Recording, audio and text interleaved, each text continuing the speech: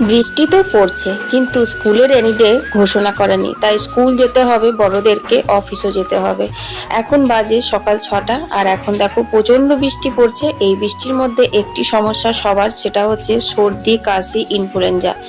আজকে বানাবো হচ্ছে হার্বাল চা। হার্বাল চা বানাতে গেলে তুলসী পাতা লাগবে, তাই 3বার তুড়ি মেরে ডালে কৃষ্ণ পাতায় হরি সর্বভূ তুলসী তুলি, এই মন্ত্রটি বলে আমি গোটা 5 তুলসী তুলে নিলাম। 1 কাপ চায়ে মোটামুটি 5টা তুলসী পাতা দিলেই হয়ে যায়। যাই হোক, বৃষ্টিতে ভিজছি। তুলসী পাতা ভালো করে ধুয়ে তারপর তার মধ্যে 1 টুকরো আদা আর 5টি লবঙ্গ দিয়ে হালকা করে থেতো করে নিতে হবে। এইটা দিয়েই কিন্তু তৈরি হয়ে যাবে অসাধারণ একটি চা, যেটা আমাদের সর্দি, কাশি, কফ সমস্ত কিছু দূর করতে সাহায্য করে। তো দেখো, এটা আমি একটা বাটির মধ্যে নিয়ে গ্যাসে বসিয়ে দিলাম, তারপর দিয়ে দিলাম জল। এবার জলের পরিমাণটা বলে দিই। 1 কাপ চা বানাতে হলে আপনাকে 2 কাপ জল দিতে হবে, সেটা ভালো করে ফুটিয়ে 1 কাপ করতে হবে।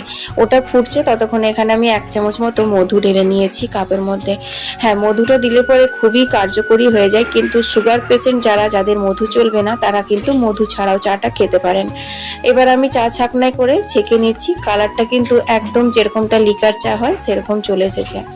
তো যাই হোক, এটা আমি আমার ছেলের জন্য দিচ্ছি, কারণ আমার ছেলেকে বৃষ্টিতে ভিজে ভিজে স্কুল যেতে হচ্ছে, প্রত্যেক দিন টিউশনও যেতে হচ্ছে।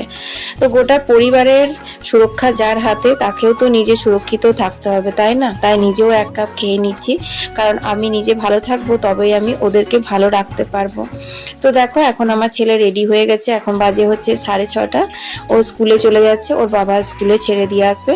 একজন দিদিভাই কমেন্ট করেছে, তোমার ছেলে ডিএভি ড্রেস পরে কেন? আমার ছেলে ডিএভি মডেল স্কুলে পড়াশোনা করে, তাই ডিএভি ড্রেস পরে স্কুলে যায়। যতই হার্বাল টি খায়, 1 কাপ গরম দুধ চা না খেলে যেন ঘুমটাই ছাড়ে না। তাই এখন বৃষ্টি দেখতে দেখতে 1 কাপ চা খেয়ে নিচ্ছি। এইভাবেই আজকে সকালটা কাটালাম। তোমাদের ভালো লাগলে লাইক, কমেন্ট, শেয়ার।